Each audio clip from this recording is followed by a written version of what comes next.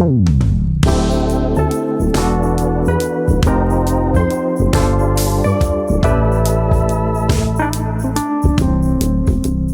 ¿qué tal amigos? ¿Cómo están? Bienvenidos a una entrega más de Libros, Lectoras y sus lectores.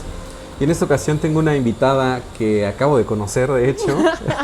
Generalmente los invitados que tenemos son amigos que ya tenemos de conocernos. Pero tenemos a un amigo, bueno, no, él es, tiene su hermano y es un amigo. Es mi cuate. Es tu cuate, sí, claro, porque son gemelos cuates. Es mi cuate. Ella es Carla Nájera, bienvenida, ¿cómo estás? Muy bien, muchas gracias, mucho gusto. Mucho gusto también. Resulta que también somos vecinos, un poco lejanos, pero vecinos también. Y pues bueno, resulta que también pues compartimos el gusto por los libros. Y fue Alex quien nos conectó. Nos contactó y pues bueno, Alex es el dueño de Panela y ¿qué pensás? Que fue la primera ocasión que alojó este primer podcast. Por cierto, fue nuestro padrino del podcast. De en estudio. La locación, de nuestro estudio improvisado y con nuestra gran producción, una cámara y yo nada más. Pero con toda la actitud. Pero con toda la actitud, eso sí.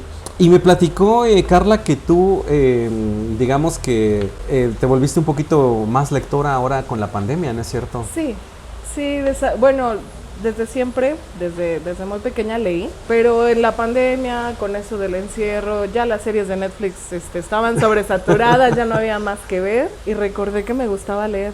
Entonces dije, bueno, vamos a empezar otra vez. Y casualmente encontré un club de lectura en el que me incorporé y encontré una conexión en ese momento. El club de lectura pues es presencial y es físico en Tuxtla, pero lo habían abierto a Zoom por la pandemia. Entonces yo siempre había querido unirme, pero como vivo lejos, vivo en Ciudad de México, pues no había tenido manera de contactarme con ellos. Cuando ellos hacen la apertura por Zoom, ya se me facilita a mí realizar esas conexiones, porque al final de cuentas, pues el convivir, ya sea vía electrónica o compartir la lectura con otra persona, pues te motiva a seguir leyendo o a conocer cosas diferentes, que la verdad he encontrado lecturas que por mí misma no hubiese llegado ahí. Claro, y me platicabas que incluso hay una entrevistada que está en el mismo club, ¿no es cierto? A Dayani, que no tiene mucho que publicamos su entrevista. También forma parte del club de lectura. ¿Y qué tal? ¿Cómo te ha ido en el club de lectura? Cuéntame. Muy bien, la verdad es que son unos tipazos. Encontré mis almas gemelas, ahí no se discrimina. Con la lectura es muy padre, porque como te comento, encuentras libros que a lo mejor por algún estigma o ay, ¿cómo voy a leer eso? No hubieses llegado.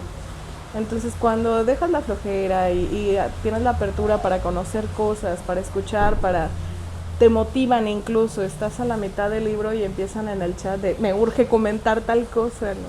Por favor acaben, o ¿cuándo es la reunión? No spoilers. Sí, no spoilers. No spoilers, pero empiezan los GIFs de está muy bueno, necesitamos hablar de esto. Entonces sí, claro. Sí son reuniones de hora y media, 2 horas, y empiezas, llegas con tu cuadernito de no, muchachos, esto va a durar un rato. ¿Y cada cuánto se reúnen ahí? ¿También es cada mes? ¿O? No. Se proporciona la lectura. Por lo general buscan que sean libros de fácil acceso. Te mandan la lista de libros, si los quieres comprar, y si no, alguien del club se dedica a buscarlos de manera digital y te los proporcionas. Dependiendo del volumen del libro, te dan una semana, 15 días, 20 días. Okay. Porque pues un libro complejo. Es más frecuente entonces, ¿no? Ajá, un libro muy complejo pues sí te dan un poquito de más tiempo, un libro más sencillo, una semana, 15 días. Sí, fíjate que eso de la economía de las palabras ha sido un tema que ya tratamos en algún momento aquí en el podcast. Es bien interesante porque justo hoy tuve reunión con el club de lectura de ciencia ficción. Ah, ok. Y el libro que sigue se llama Ministerio del Futuro. Y es una especie como de ensayos de personajes que hablan sobre qué es lo que se espera del futuro porque estamos destruyendo al ya estamos mundo. en ese futuro catastrófico de Para Ray Bradbury era lo que sí. platicaba con Molinari, que precisamente para Ray Bradbury ahorita ya estamos en Marte y ya nos fuimos también de Marte. Pero bueno, es un libro de 600 páginas el que toca y sí fue así como que igual y nos podemos dar un poquito más de chance, ¿no? Porque surgen cosas. Y de trabajo, luego hay saturación un poquito y es así de, bueno, espérate tantito, sí está muy padre mi lectura, pero ahorita no estoy de humor o mi cabeza no está tan concentrada para terminar de leer esto. Y vale mucho la pena. Eso me pasa mucho, que estás muy disperso, que no te concentras. No sé a ti. Sí. ¿Tienes tus momentos? Sí, sí tenemos bloqueo lector. O sea, dentro del club sugirieron leer Las Venas Abiertas de Eduardo Galeano. Es un libro muy bueno, pero honestamente son muchos datos, está muy denso, son muchos números. Y dentro de ese libro leí otros 2, porque lo empezaba a leer y como a la hora es de, ya no estoy entendiendo nada, lo voy a pausar y ahora vamos con algo un poquito más ligero, para que me distraiga y me pueda volver a concentrar y lo vuelves a retomar. Sí, según sé, bueno, nunca he leído a Galeano, mal por mí, pero sí, y sobre todo con Las Venas Abiertas de Latinoamérica, sí me imagino que tiene ahí temáticas bien complejas, sí, ¿no? Y tengo la sospecha que es como poético Galeano. Ay, no, en ese libro en sí es muy denso, porque lejos de ser poético es un compendio de números. Yo venía de leer a Zunzunegui, no sé si lo ubicas, es un historiador que él básicamente centra toda su literatura en la historia de México. Entonces, dentro de sus libros de historia te va plasmando, pero desde el punto de vista moderno, por así decirlo, de la conquista, del virreinato. Acaba de leer El regreso de Quetzalcóatl, que te narra la parte de la conquista de México, pero si somos conscientes, todo lo que conocemos como la historia de México es parte de una mitología que nos cuentan los españoles. Sí, claro. Porque en sí no está documentada. Todo es por relato. Exacto, entonces esa versión es de que pues los españoles no nos deben nada y el oro no se fue, sino que quedó aquí mismo en México porque se fundaron universidades, iglesias y parte de esa riqueza se queda aquí. Entonces la contraparte es Galeano, que dice no, se llevaron barcos y barcos y barcos de plata, oro, y él tiene documentada ahora sí de que a Portugal salían 2 galeones cargados con tanto de plata, tantos kilos de algodón, tantos kilos de... Entonces, cuando empiezas a recibir toda esa información, tienes que procesar entre el duelo de todo lo que te saquearon, todo lo que te llevaron. Y me imagino que aparte te provoca el autor, sí, ¿no? así A de, propósito. ay, sí, duele. O sea, Sí, realmente sí. Cuando lees, tú sabes hasta dónde dejas influir tus sentimientos en las historias. O sea, hasta dónde llega la profundidad de lo que estás leyendo, ¿no? Entonces es así de que sientes que te están robando ahorita mismo.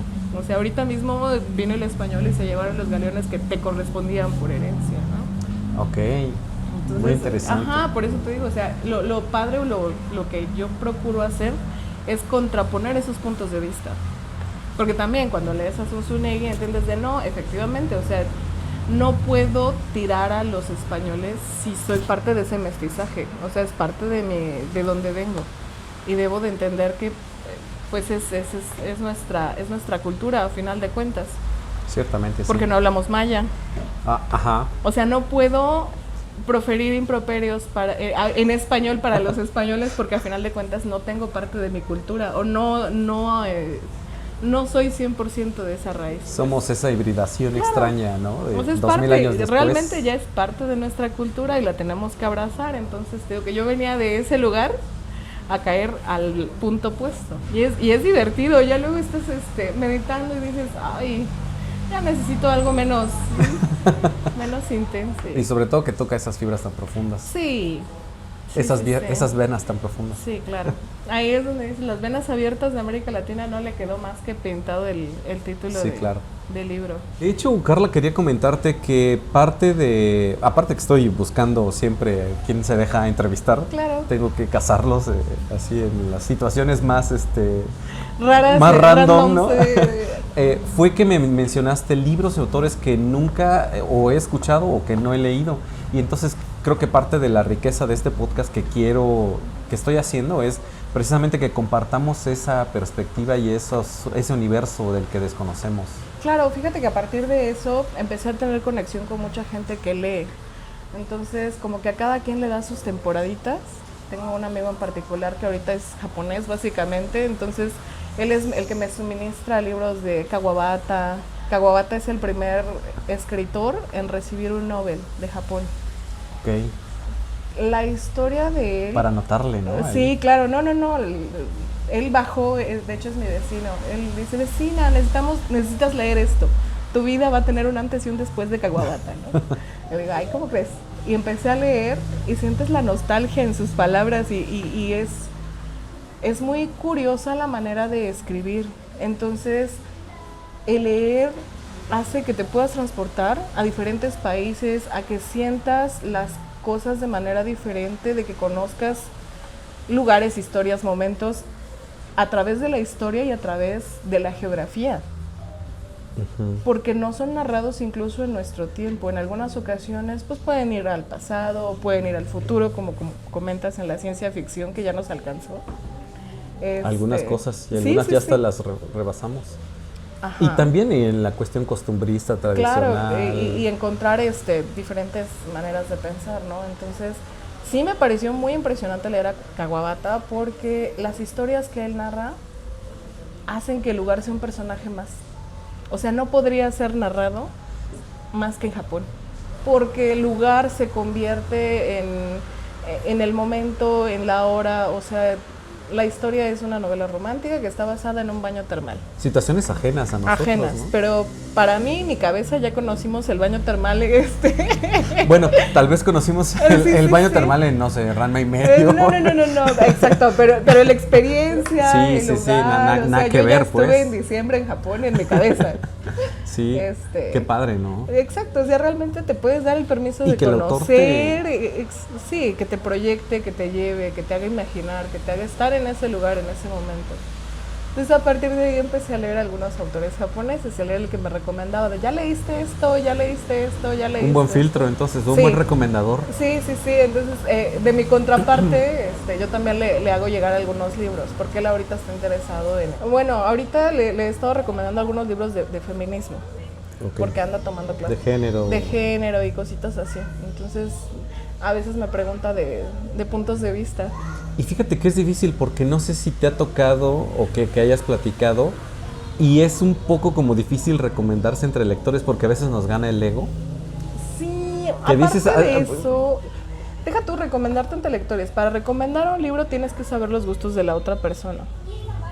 ¿Por qué? Porque el libro te podrá parecer una maravilla a ti, pero si la otra persona no conecta con el autor, o sea, yo te puedo decir, Harry Potter es la maravilla del mundo, sí, a los 12 años.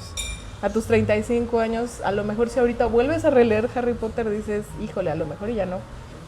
¿O sí?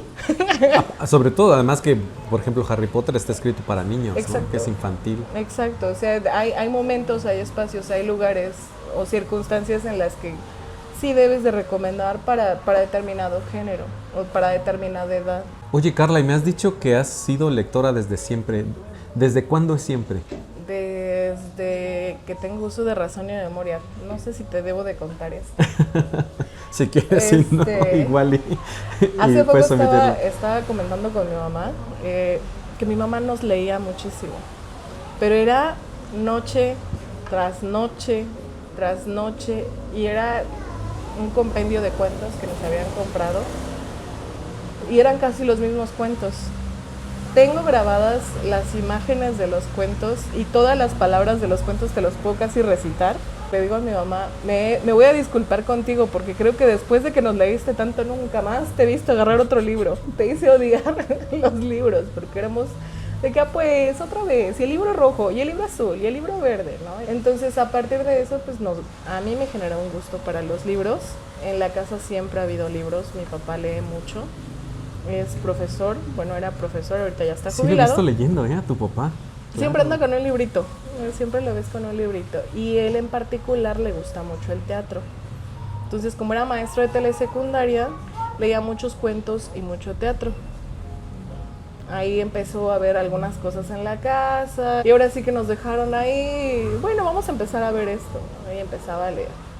Empecé con Agatha Christie, con novelas policíacas, empecé a leer, cuentos de locura, amor y muerte, o sea, yo agarraba todo lo que había ahí. Entonces, básicamente, pues, en algún punto dije, no, pues yo no discrimino, o sea, realmente eso me dio apertura a que todo lo que leo le encuentre algún sentido. Yo creo que en esa edad no comprendía algunas cosas, ya después empecé a entender varios de los conceptos, ya releyendo algunas de las historias, ¿no? Y dije, ¿cómo me soltaron esto a esta edad? Fíjate que me quedé pensando que decías que te leían cuentos, y ya ves que ahorita también están muy de moda los audiolibros, y estaría interesante tomar el tema de la lectura a través de un medio, ¿no? O sea, libros mediados, un audiolibro que estás escuchando a través de una voz, y con tu mamá, por ejemplo, pues ocurre lo mismo. Sí. No es exactamente el mismo medio, pero estás leyendo de alguna manera el libro también. Sí, ¿no? Y es increíble la memoria que tienes, o sea, porque realmente recuerdas hasta las imágenes de ese libro. Hace poco le dije, ay, necesito buscar esos libros de cuento, a ver por dónde andan. No los encontré. Y dije, es triste acordarte de libros y que no sepas qué pasó con ellos. ¿Qué habrá pasado con ellos? ¿Dónde habrán quedado? Yo creo que se perdieron en algún momento, los he de haber sacado a algún lugar y ya no regresaron. ¿Y qué estás leyendo ahorita, Carla? Ahorita estoy leyendo 2 libros. El primero se llama Las mujercitas que se casan, de Mary Ascott, que es por parte del Club de Lectura. Ay, voy más lento que de lo que yo quisiera, porque he tenido una demora lectora por ahí. Y el segundo libro que estoy leyendo ahorita es el de Reinas de Leyenda. Y que nos lo vas a recomendar más adelante. Así es.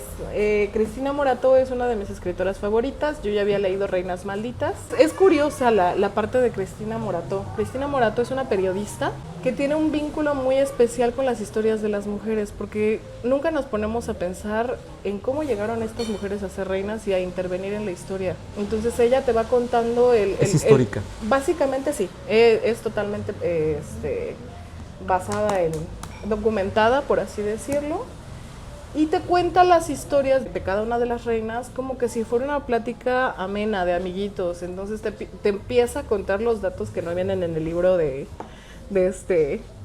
libro de la escuela. Ajá. Así te habla de Catalina, la esposa de Enrique VII, es la hija de Isabel la Católica. Uh-huh. ¿Ok? Entonces te empieza desde el parto, de cómo fue su parto, y te narra el parto que Isabel la Católica parió en público. Le tuvieron que poner una mantita porque le iban a ver todo menos la cara. Y que una reina no podía gritar. Entonces, con todo el decoro y la honorabilidad que amerita, se hace el parto en público. Y te va contando ese tipo de historias y ese tipo de anécdotas que a lo mejor no aparecen en los libros, o que van haciéndote cuestionar, y realmente está muy documentado. Esa atmósfera que desconocemos. Claro, sí. Ahorita anda aquí en Ciudad de México, hizo la presentación de su libro, y como habla de Carlota Emperatriz, lo presentó en el Palacio de Chapultepec. Hizo un recorrido en todos los lugares de los que está basada la historia de Carlota en Chapultepec. Sí, que ahí está la recámara y todo, ¿no? Sí, en general esta autora le gusta mucho México, vivió en Chiapas hace muchos años, se casó aquí en San Juan Chamula. Mira. Qué curioso. Entonces, presumió su vestido que le dieron de ahí, de borrego blanco, porque aparte yo lo desconocía, sí. Yo lo desconocía realmente hasta que vi una publicación. Sí, les presumo mi vestido de San Juan Chamula. Yo dije, ¿qué? ¿A poco viví en San Juan Chamula? ¿No? Y le gusta ir conociéndola. Es inmersiva en el ambiente donde ella va buscando las historias, ¿no? En general siempre habla de mujeres. Varios de sus libros son biografías. Te digo que yo había leído el de Reinas Malditas. Ahí te habla de Sisi Emperatriz, María Antonieta, Cristina de Suecia, está buenísimo. Cristina de Suecia. ¿Ya las conocías Victoria. o las conociste? En general a mí me gusta mucho la historia. Yo siempre he leído mucho de historia, me llama muchísimo la atención. ¿Sería un género favorito? Sí, me gustan mucho las biografías históricas. Entonces ahí también voy a veces alternando un poquito. ¿No has leído Noticias del Imperio de Fernando del Paso? Es el que sigue. Hay lecturas que, como esta, la verdad es que parece que te las cuenta un amigo. Y no compramos un libro al mes nunca. Siempre compras más. Entonces... No es fácil. Yo procuro no ir a esos lugares porque, híjole.